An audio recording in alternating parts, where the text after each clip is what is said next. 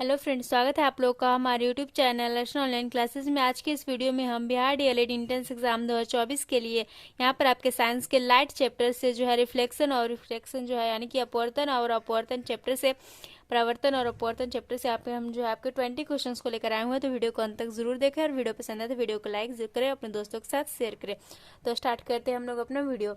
यहाँ पर जो हम विभिन्न फॉर्मूलों और ट्रिक्स को भी देखेंगे। यहाँ पर फर्स्ट क्वेश्चन है हमारा, गोलीय लेंस के लिए फोकस दूरी ए, वस्तु दूरी यू और प्रतिबिंब दूरी भी में क्या संबंध है। हमारे जो यहाँ पर केस की बात हो रही है, गोलीय लेंस की बात करें तो आपका ऑप्शन नंबर देखिए, जो फंसाने के लिए दिया हुआ है 1/v + 1/u = 1/f। यह जो है आपका जो है दर्पण का सूत्र होता है। तो यहाँ और यहाँ दिया हुआ है 1/v - 1/u = 1/f। यहाँ पर जो ऑप्शन नंबर बी आपका सही हो जाएगा। ये आपका क्या है, लेंस सूत्र है। अगला क्वेश्चन है हमारा, एक अवतल दर्पण की फोकस दूरी जो 10 सेंटीमीटर, तो इसकी वक्रता त्रिज्या क्या होगी। तो आपकी जो फोकस दूरी होती है, इस फोकस दूरी है फॉर्मूला होता है आपका r/2। ठीक है, तो यहाँ पर फोकस दूरी हमारे 10 दी हुई है, तो पूछ रही है इसकी वक्रता त्रिज्या क्या हो जाएगी। तो जो उसकी वक्रता त्रिज्या हो जाएगी तो हम r अगर करेंगे तो हो जाएगा 2f। ठीक है, तो यहाँ पर 2 गुना f का मान दिया हुआ है 10, हो जाएगा आपका 20 सेंटीमीटर, राइट आंसर। तो ऑप्शन नंबर बी आपका जो है सही हो जाएगा। अगला क्वेश्चन हमारा, एक गोलीय दर्पण की वक्रता त्रिज्या 28 सेंटीमीटर है, तो इसकी फोकस दूरी क्या होगी। तो फोकस दूरी हम निकालेंगे f = r/2 करके। हमारा वक्रता त्रिज्या दी हुआ 28/2 हो जाएगा, आ जाएगा आपका 14 centimetre. Answer option number C जो है यहाँ पर आपका सही हो जाएगा। अब हम लोग चलते हैं अगले क्वेश्चन की ओर। अगला क्वेश्चन है हमारा, 10 सेंटीमीटर फोकस दूरी वाले एक अवतल दर्पण के सामने 20 सेंटीमीटर की दूरी पर एक वस्तु रखने पर उसका प्रतिबिंब कहाँ बनेगा। तो ऑप्शन हमारा, दर्पण के वक्रता केंद्र पर, फोकस पर, दर्पण के पीछे, दर्पण फोकस के बीच। तो यहाँ पर जो आपका राइट आंसर हो जाएगा दर्पण के वक्रता केंद्र पर ही। ठीक है, क्या हो जाएगा, दर्पण के वक्रता केंद्र पर। ऑप्शन नंबर ये जो आपका यहाँ पर ये सही हो जाएगा। अगला क्वेश्चन है हमारा, एक गोलीय दर्पण से 5 सेंटीमीटर की दूरी पर रखे वस्तु का प्रतिबिंब दर्पण से 30 सेंटीमीटर की दूरी पर उसी ओर बनता है जिस ओर वस्तु है, तो आवर्धन का मान क्या होगा। यहाँ पर देखिए संकेत में आपका सॉल्यूशन यहाँ पे किया हुआ है कि आवर्धन m बराबर होता है हमारा -v/u। ठीक है, और यहाँ पे v का मान हमारा दिया हुआ है कितना है, 30 सेंटीमीटर प्रतिबिंब दूरी, और u यानी कि वस्तु की दूरी है 5 सेंटीमीटर, तो 30/5 करेंगे तो हमारा क्या आएगा, -6। तो ऑप्शन नंबर बी यहाँ पर आपका जो है वो सही हो जाएगा। अब हम लोग चलते हैं अगले क्वेश्चन की। और अगला क्वेश्चन हमारा कहता है, एक उत्तल लेंस से 30 सेंटीमीटर की दूरी पर एक वस्तु रखी गई है, तो लेंस से बराबर दूरी पर वास्तविक प्रतिबिंब बनता है, तो लेंस की फोकस दूरी क्या है। ऑप्शंस को देखते हैं। ऑप्शन यहाँ पर दिया हुआ है आपका 30 सेंटीमीटर, 20 सेंटीमीटर, 15 सेंटीमीटर, 10 सेंटीमीटर। यहाँ पर क्या दिया हुआ है, ये हमारा जो है वक्रता त्रिज्या इसकी 30 सेंटीमीटर दी हुई है। तो यहाँ हमारे f = r/2 होता है, 30/2 करेंगे तो 15 सेंटीमीटर आ गया। तो ऑप्शन नंबर सी क्या हो जाएगा, यहाँ पर हमारा सही हो जाएगा। अगला क्वेश्चन हमारा, एक उत्तल लेंस की फोकस दूरी 20 सेंटीमीटर है, तो इसकी क्षमता क्या होगी। तो हमने बताया कि जब लेंस की क्षमता हमारा p = होता है, जब फोकस दूरी सेंटीमीटर हो तो हो जाता है 100/f, और जब फोकस दूरी आपका मीटर में हो तो आपका हो जाएगा p = 1/f। लेंस की क्षमता को p से हम लोग सूचित करते हैं। तो यहाँ पर हमारा फोकस दूरी 20 सेंटीमीटर है, तो हम करेंगे 100/20, तो 20 × 5 100, हमारा क्या आ जाएगा, 5 डायोप्टर, राइट आंसर हो जाएगा। तो यहाँ पे दिया +5 डायोप्टर, ऑप्शन नंबर सी सही हो जाएगा। हम लोग चलते हैं अगले क्वेश्चन की ओर। अगला क्वेश्चन है हमारा, एक लेंस की क्षमता -5 डायोप्टर है, तो इसकी फोकस दूरी क्या होगी। हमारा -5 डायोप्टर है तो फोकस दूरी पूछ रहा है, तो फोकस दूरी क्या हो जाएगा हमारा, f = हम वैसे ही करेंगे 1, यहाँ पर देख रहे हैं कि सेंटीमीटर में आंसर है, तो हम क्या करेंगे, उसको उल्टा कर देंगे, 100 यहाँ पर करेंगे p, 100/p का मान क्या है, -5 है, तो 100 आपका हो जाएगा -5, और 5 से 100 कटेगा 20 बार में, तो -20 आपका हो गया, -20 सेंटीमीटर। यहाँ पर आपका ऑप्शन नंबर बी जो है वह सही हो जाएगा। अगला क्वेश्चन हमारा, लेंस की क्षमता जो है 4 डायोप्टर है, तो क्या होगा। लेंस की क्षमता हमारे 4 डायोप्टर है, तो यहाँ पर मीटर में है, तो हम 1/4 करेंगे जब, तो हमारा क्या आएगा, 0.25 आएगा। ठीक है, 0.25 मीटर। तो यहाँ पर ऑप्शन 2 हमारे हो गए। ये पूछ रहा अवतल लेंस या उत्तल लेंस होगा, तो जो हमारा आंसर है वो प्लस में आ रहा है, तो हमारा उत्तर लेंस हो जाएगा। ऑप्शन नंबर यहाँ पे सी आपका सही हो जाएगा।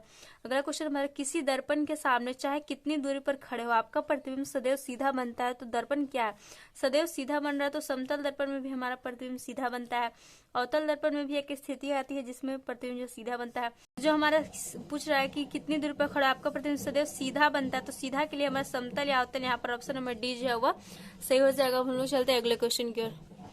अगला क्वेश्चन हमारा, किसी शब्द को यानी कि डिक्शनरी में पाए गए छोटे अक्षरों को पढ़ते समय आप कौन सा लेंस पसंद करेंगे? तो यहाँ पर हमारा 50 सेंटीमीटर का उत्तल लेंस, 50 सेंटीमीटर का अवतल लेंस, 5 सेंटीमीटर फोकस दूरी का उत्तल लेंस और 5 सेंटीमीटर फोकस दूरी का अवतल लेंस पूछ रहा है।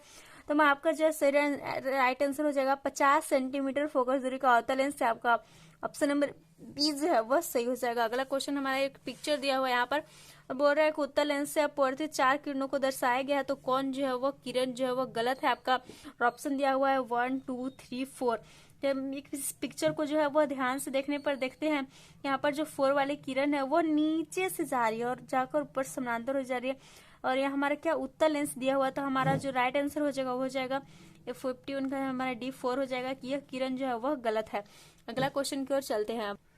अगला क्वेश्चन है हमारा, प्रकाश तरंग का उदाहरण है ऑप्शन हमारा ध्वनि तरंग, विद्युत चुंबकीय तरंग, पराबैंगनी तरंग या इनमें कोई नहीं। तो जो प्रकाश तरंग हो वो हमारी एक विद्युत चुंबकीय तरंग होती है, तो आपका यहाँ पर ऑप्शन नंबर प्रकाश तरंग का उदाहरण यहाँ पे पूछ रहा है ना, तो यहाँ पर हो जाएगा प्रकाश तरंग, पराबैंगनी तरंग। प्रकाश तरंग का उदाहरण है तो पराबैंगनी तरंग, ऑप्शन नंबर सी आपका सही हो जाएगा।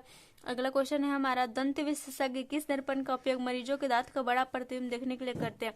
जो दंत विशेषज्ञ होते हैं आपके अवतल दर्पण का यूज करके मरीजों के जो दांतों का बड़ा प्रतिबिंब करते हैं, तो ऑप्शन नंबर यहाँ पे बी आपका सही हो जाएगा। अगला क्वेश्चन हमारा, कौन सा लेंस अपसारी लेंस भी कहते हैं? तो हमें जो है अवतल लेंस को अपसारी लेंस भी कहा जाता है, ऑप्शन नंबर ए सही हो जाएगा।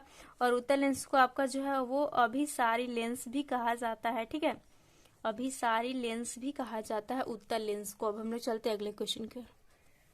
अगला क्वेश्चन है हमारा, एक प्रयोग में अवतल दर्पण द्वारा किसी बिंब का प्रतिबिंब एक पर्दे पर प्राप्त किया जाता है। दर्पण के फोकस दूरी को निर्धारित करने के लिए प्रयोगकर्ता को मापने की जरूरत है क्या? तो हमारा जो यहाँ पर राइट आंसर हो जाएगा वो हो जाएगा आपका ऑप्शन नंबर सी, ए और बी दोनों क्या हो जाएगा? तो उसको मापने की जरूरत है दर्पण और पर्दे के बीच की दूरी को, और दर्पण और वस्तु के बीच की भी दूरी को। बिंब को वस्तु कहते हैं। अगला क्वेश्चन हमारा, गोलीय दर्पण के परावर्तक पृष्ठ की वृत्ताकार सीमा रेखा का व्यास क्या कहलाता है?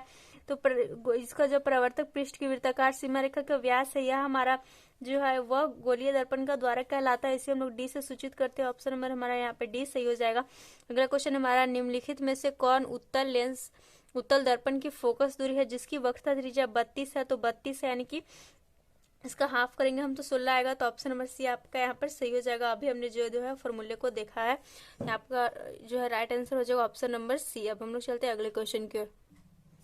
अगला क्वेश्चन हमारा, यदि किसी वस्तु का प्रतिबिंब का आवर्धन ऋणात्मक है तो उस प्रतिबिंब की प्रकृति क्या होगी? तो जब आवर्धन जो हमारा एम का मान वह निगेटिव हो जाएगा तो हमारा जो प्रतिबिंब होगा वह कैसा होगा? तो आपका जो प्रतिबिंब है वो हो जाएगा वास्तविक और उल्टा। तो यहाँ पर ऑप्शन नंबर ए जो है वह सही हो जाएगा। अगला क्वेश्चन हमारा, गोलीय दर्पण का परावर्तक पृष्ठ वक्रित हो सकता है कैसे?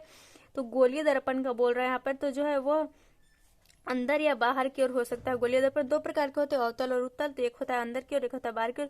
तो इसलिए इसका राइट आंसर अंदर या बाहर की ओर हो जाएगा। अगला क्वेश्चन हमारा और लास्ट क्वेश्चन है, वह गोलीय दर्पण जो अंदर की तरफ वक्रित होता है वह क्या कहलाता है? तो जो अंदर की तरफ वक्रित होता है उसे हम लोग कहते हैं अवतल दर्पण।